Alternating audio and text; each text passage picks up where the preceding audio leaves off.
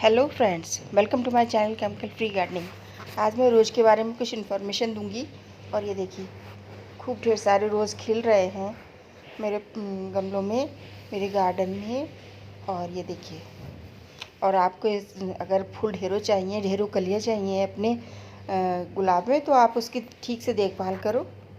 उससे देखते रहो, वॉच करते रहो, कहीं इसमें कोई कीट वगैरह तो नहीं लग गए हैं, कलियाँ खिल रही हैं नहीं खिल रही हैं, फंगल इन्फेक्शन तो नहीं हो रहा है। ये चीज़ें देखते रहो। और जो बीड्स वगैरह निकली हैं उन्हें भी निकाल दो, जैसे एक्स्ट्रा प्लांट निकल आते हैं। अगर फ्लावरिंग प्लांट भी निकल आए हैं एक्स्ट्रा, तो आप उन्हें भी निकाल दो, क्योंकि उनकी गुलाब की एनर्जी सारी बाकी और प्लांट लेते रहते हैं, तो गुलाब ग्रोथ नहीं कर पाता है। तो एक्स्ट्रा बीड हैं या एक्स्ट्रा कोई प्लांट निकल आए हैं, फ्लावरिंग के ही हैं, तो आप उन्हें अलग पॉट में लगा दो, डिवाइड कर दो उन्हें, मगर उसी में मत लग रहने दो। और ये देखो कितने ढेर सारी अच्छे से ग्रोथ कर रहे हैं प्लांट, और इतने बड़े प्लांटर में मैंने खाली भी कर रखा है। तो मैं आज आपको बताऊंगी, ये जो है ना, एक्स्ट्रा निकल आती हैं पत्तियाँ, 7 पत्ती 5 पत्ती वाला सीन रहता है, वो सब आप भूल जाओ। आप इस चीज़ को देखो, आप देखो ये जो नॉट होती है ना, गांठ, ये ग्राफ्टेड एरिया होता है। अगर इससे ऊपर निकल रही हैं तो वो आपकी सही है, मतलब फ्लावरिंग वाले हैं। अगर इसके नीचे से निकल रही है, देखो मैं आपको दिखाती हूँ, यहाँ से अगर नीचे के पोर्शन में निकल रही है, नॉट के नीचे से देखो, ये एक ब्रांच निकल रही, छोटी सी है अभी। तो इस तरह से इन्हें तोड़ दो, है ना।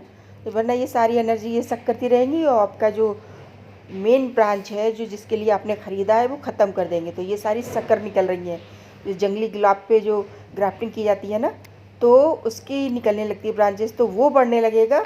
बहुत तेज़ी से बढ़ता है ये जंगली प्लांट। अगर आप छोटी सी आपने ब्रांच देखी, वो 3 दिन बाद देखती है तो इतनी बड़ी हो जाती है। तो और ये देखो, ये भी एक ब्रांच है। मैं इसको ग्राफ्टिंग करने की सोच रही थी, पर अब नहीं करूँगी, मैं निकाल देती हूँ, क्योंकि सारी एनर्जी यही खा लेगी, तो प्लांट को कुछ नहीं मिलेगा, और जो मेन प्लांट है वो ख़त्म हो जाएगा। तो ग्राफ्टिंग एरिया से अगर नीचे कोई भी निकलती है, देखो ये सिर्फ वहीं से ही नहीं, इसके साइड से भी उसकी जंगली निकलने लगती है। ये देखो, ये कितनी दूर है, कम से कम 1.5 इंच के बाद में ये निकली हुई है। तो ये भी जंगली रोज़ ही है। तो ये जंगली रोज़ बहुत तेज़ी से बढ़ता है, सारी सारी एनर्जी ये वेस्ट कर देगा इसकी। ये छोटी छोटी जितनी भी निकल रही है इस तरह की, ये ग्राफ्टेड पर्सन से नीचे, उन्हें सबको कट कर दो, बिल्कुल मत छोड़ो इन्हें, क्योंकि ये सारी एनर्जी खा लेंगी, तो आपके प्लांट को फूड नहीं मिलेगा, और प्लांट मर जाएगा, फिर ग्रोथ भी अच्छी नहीं होगी उसकी। तो इन चीज़ों को ध्यान से देखते रहो। जब भी आप गार्डन में आओ, तो सिर्फ फूलों को नहीं देखो, इन चीज़ों को भी नीचे से देखो, कहीं कोई फंगल इन्फेक्शन नहीं हो रहा है, कोई ब्रांच है जो डाईबैक की प्रॉब्लम से नहीं जूझ रही हो। अगर डाईबैक लग रहा है तो उसे कट कर दो। ये मेरी ब्रांच है, मैं 5-6 दिनों से देख रही थी, मुझे टाइम मिल रहा था, मगर मैं सोच रही कट ही कर दूँ। मॉर्निंग में आई हूँ सुबह सुबह, धूप भी नहीं निकली है, तो मैं इसे कट कर रही हूँ इस तरह से। ऐसे यहाँ से जो बिल्कुल डाईबैक है वो निकाल दो। अब इसकी जो भी फूड है वो दूसरे प्लांट को भी लगेगा, और इसकी फंगल इन्फेक्शन की वजह से दूसरी ब्रांच ख़राब नहीं होंगी। तो गुलाब की बहुत केयर की ज़रूरत होती है, स्पेशली जो हाइब्रिड होते हैं उनकी बहुत केयर की ज़रूरत होती है। देसी तो इतनी ध्यान देने की ज़रूरत नहीं है, वो खिलता रहता है आराम से, मगर इनकी केयर करना ज़रूरी हो जाता है। इन पे फंगल इन्फेक्शन है, माऊ है, थ्रिप्स है, इन सब की डिजीज़ बहुत लगती रहती है। ये देखो, इस तरह से जो भी ब्रांचेज आपकी वेस्ट हैं, बेकार हैं, काली हैं, सूखी हैं, या फिर जो भी ब्रांच ऐसी जो किसी काम की नहीं है, उनमें कोई ग्रोथ नहीं दिख रही है, केयर पत्तियाँ मुड़ी तुड़ी हैं, तो आप उन्हें भी निकाल के फेंक दो। तो इस तरह से केयर करो अपने रोज़ की, और बहुत अच्छे से फिर आपकी फ्लावरिंग करेगा। और इसमें करने के बाद में ये इसे सॉफ्ट प्रूनिंग कहते हैं। और जो भी फूल पुराने हो गए हों, जो भी खिल के पत्तियाँ उनकी गिर गई हैं, केवल उनकी बड्स रह गई, जैसे जैसे सीड स्पॉट रह गए हैं, उन्हें कट करके निकाल दो। वरना प्लांट सीड बनाने लगेगा तो फ्लावर नहीं आएंगे, फ्लावर बंद कर देगा बनाना, तो उन सबको कट करना ज़रूरी हो जाता है। इस चीज़ का स्पेशली ध्यान रखो।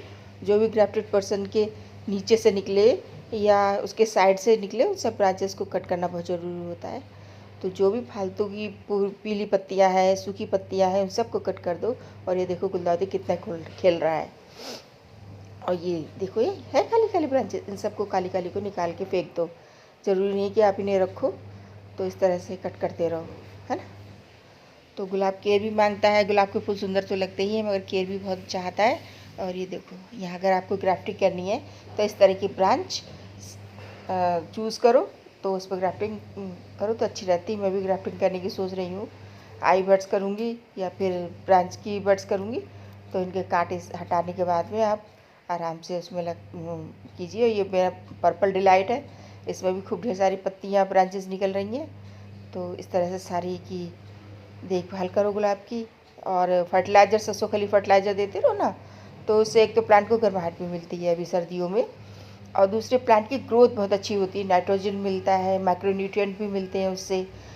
तो सरसों की खली बहुत अच्छा फर्टिलाइज़र है गुलाब के लिए। चाय पत्ती भी डाल दो, वो भी अच्छा होता है। कॉफ़ी पाउडर डालो, वो भी अच्छा होता है प्लांट के लिए। और प्याज के छिलकों का, बनाना पील का फर्टिलाइज़र, NPK कोइंसर्टिया वगैरह भी डाल दो। जैविक चीज़ें यूज़ करो तो प्लांट ज़्यादा खुश रहता है और डिजीज़ भी कम लगती है प्लांट में, और परेशानियों को, ठंड को भी झेल जाता है। मल्चिंग भी करो इसमें।